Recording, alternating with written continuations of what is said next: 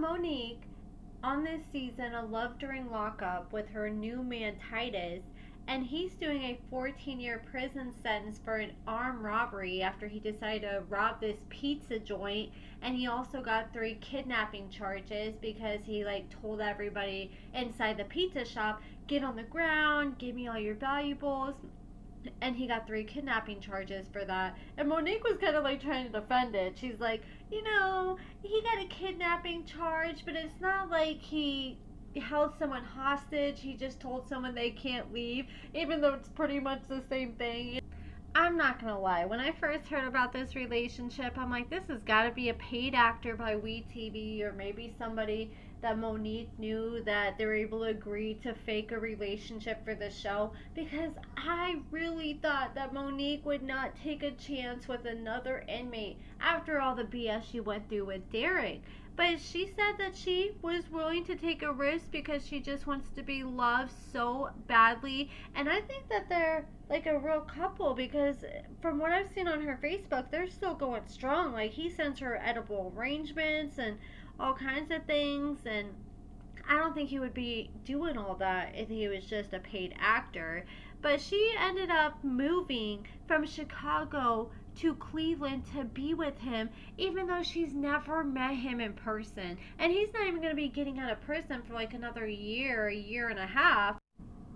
I couldn't do it. That is too scary to move for someone that you haven't met in person before. I'd want to meet them at least once. I mean, and personally for me, I'd want to meet them a lot more than that, but at least once, and get an idea of what you're getting into outside of just what you experience on the phone. You just never know how the vibes are going to be in person. It seems like they vibe pretty well on the phone, but for example, I knew someone and they had a prison relationship with someone for 14 months. Then they finally met in person. They lived in different states, and it was terrible vibes in person. And after that, they cut it off. And that's just 14 months wasted. And it's for me, how I compare that in my head, moving to another state for someone you never met, that's like moving to another state for someone you've never gone on a first date with. That's literally pretty much how it is here, and that's just such a big risk. But she must feel pretty confident about the relationship to just up and move. And I was confused, are they even boyfriend and girlfriend yet, or are they still in the talking stage where they haven't made things official yet? That's what I was confused by the first episode. But she ends up moving, and she said really it's no big deal to her because she is working as a wig influencer. And she actually has a pretty good gig going on with this whole social media thing, because I know she makes money off Facebook, and I'm guessing she makes a minimum of probably $1,000 a month off Facebook. She makes money off TikTok. I don't know how much she's making off there, but she posts pretty frequently on there, and I'm sure she's making money on Instagram too, and that's not counting other platforms.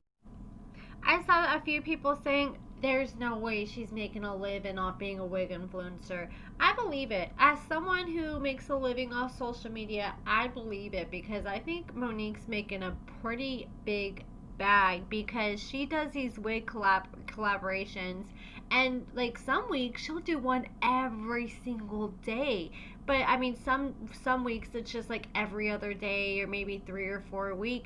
But she's doing them damn near half of the week, or almost every day some weeks, these wig collabs. And even there's days where she'll post multiple wig collabs in one day. And Monique and Derek, when she first came on the first season, they had a manager, and they were charging $1,000 for interviews. So I'm sure that Monique is not cheap when it comes to doing these wig collabs. I'm probably gonna guess she's making a minimum of $100 each that she's getting paid from these companies. And I know she's getting paid from these companies because she called out one company when they try to play with paying her. But I would guess that she's probably charging these companies anywhere between $100 to $500 per video. And then on top of that, she does affiliate sales with some of these companies, so she's getting extra money on top of that anytime someone uses her link or clicks on the TikTok shop link that she's sharing. And then on top of that, she's monetized on all these platforms, so she's making money off the views that these wig collab videos make. And then on top of that, and then after she does the wig video, she turns around and sells a lot of these wigs and then makes money back from that. Now I saw that she's like selling a lot of these wigs like on average between like $70 to $150. So she's making a nice bag. Like I'm guessing from like every wig collab video she does, I would say she's making at least a minimum of $100, $200 a video. Minimum. It's probably more towards like $200 to $500 a video. So she's probably making a pretty good living just off that alone. And I mean, people need to take notes. If you're going to come on the show and try to make a living on social media, then make sure you bring a really good talent like Monique has, like doing hair and makeup, that you can continue to get business opportunities with afterwards. So many people try to think, oh, I'll do the show and then I'll just talk about my experience on the show and milk it for all it's worth and get a social media career off that. And then you may be able to have a sustainable career at first, but it's not going to last you long term. Like, look at Deontay, for example. You know, like he was speaking out against the show and he's still speaking out against the show to this day. But after a while, it just starts to fall on deaf ears because it just starts to feel like the same thing all the time. You'll still find people to listen here and there because the show's always getting new viewers, but for the old viewers, it just starts to feel like a broken record. And Monique, she ended up saying that she learned her lesson to not be with a guy like Derek anymore. She's going to try to look more for red flags, she claims. And she said that she has learned to leave short kings alone. She said she likes that Titus is a tall glass of water. He's 6'3", and Derek has a restraining order against her. So she just really didn't bring him up at all outside the leave short kings alone comment. The way that she brushed over talking about Derek so quickly, I have a feeling that's all we're going to hear about him this season, which I wish we could get like more, you know, of a like closure, not closure, but just like hear exactly what happened like since their last season ended from Monique's mouth. They went through all the old highlights of Derek and Monique's season, and I just can't believe how much happened in the short time they were on our TVs. They had some freaking action-packed seasons, and like they really brought in more viewers than I have ever seen before. Like all the big blogs were talking about Love After Lockup, and usually you only hear like you'll hear about Love After Lockup here and there, but not like how Monique and Derek had the blogs talking about the show. But anyway, she ends up getting with Titus. Well, I don't know if she's dating him, but she started talking to Titus after she joined this pen pal. I don't know if it was a pen pal dating site. It was some kind of dating site that she joined, and Titus said he got on there and Monique was already on there, and she ended up reaching out to him and they started talking. And at first it just sounded like he was talking to her and he didn't know how serious she wanted to be, but he went to the hole for 14 days, and most people, he said, would have gave up on him and just went ghost and moved on with somebody else in that 14 days. But he said when he got out, Monique was still there waiting for him, and that made him look at Monique in a different way and say, hey, you know, I might have something here with her. And I like the fact that they met on this dating site because it kind of makes me feel a little better. Like, I feel like if she would have met somebody like on social media who reached out to her in her DMs, I'd really question their motives, because I'd be like, okay, are you just trying to get with Monique because you know who she is from the show and you're trying to get another season? But the fact that she went looking for him, it makes me feel a little better about it. Monique is living in this apartment that she moved to in Cleveland, and it has zero furniture. She has no couches, no kitchen table, none of that. And I guess she said she didn't want to rush and buy anything because she didn't know if she was going to stay when she first moved here. But she decided that she's going to stay, and Titus wants to set up cameras in her house. I guess she had a Ring camera she wanted set up, and Titus wants to add some additional cameras.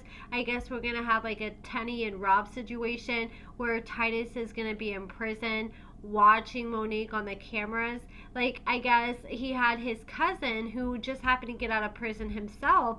He ends up coming over to Monique's house, and he's like, yeah, so I'm here to put your cameras up. And she's like, okay, I got this Ring camera. And he's like, okay, and I got these cameras for the room. And she's like, for the room? And he's like, yeah. And I don't know why Monique's complaining. I mean, come on, you wanted to put Monique or cameras in Derek's grandma's house, and the grandma being filmed 24/7 without her being aware. But she agreed to it, and she's gonna let Titus watch her from her bedroom. They're gonna have a camera on the front door, and I can't remember where they said they're gonna put the other camera, but he's gonna get her all set up. And while he was talking to Monique, suddenly he gets a phone call, and he's like, hey, it's Titus.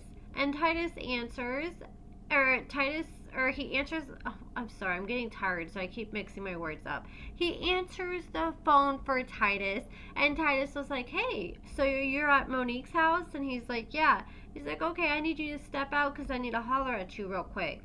So he's like, all right. So he steps out, and Monique is side-eyeing Titus's cousin the whole time, and she's just like, what the hell is going on? Like, why does he have to have his cousin step outside in the front yard? Like, what does he need to say to him that's so important that I can't hear it? Like, she just thinks some shady BS is going on. And if I was her, like, I would be scared. You got this man in prison, and you got his cousin who just got out of prison over here, and they're being shady. He's sneaking out the front yard. I'd be thinking, oh my god, am I about to get robbed or something? Like, I mean, if the cameras weren't there, I'm not gonna lie, I probably would be thinking that. And then you have people being all weird like that. But Monique is like, okay, I think Titus is up to something.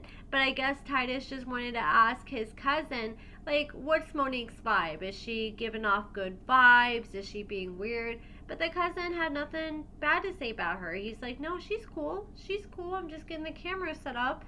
And Titus was like, all right, that's what's up. But that's pretty much it, guys. So I guess he's going to help set up the cameras, and hopefully we get to hear more from Titus here in the next episode. But let me know what you guys think about everything in the comments below, and thank you guys so much for watching.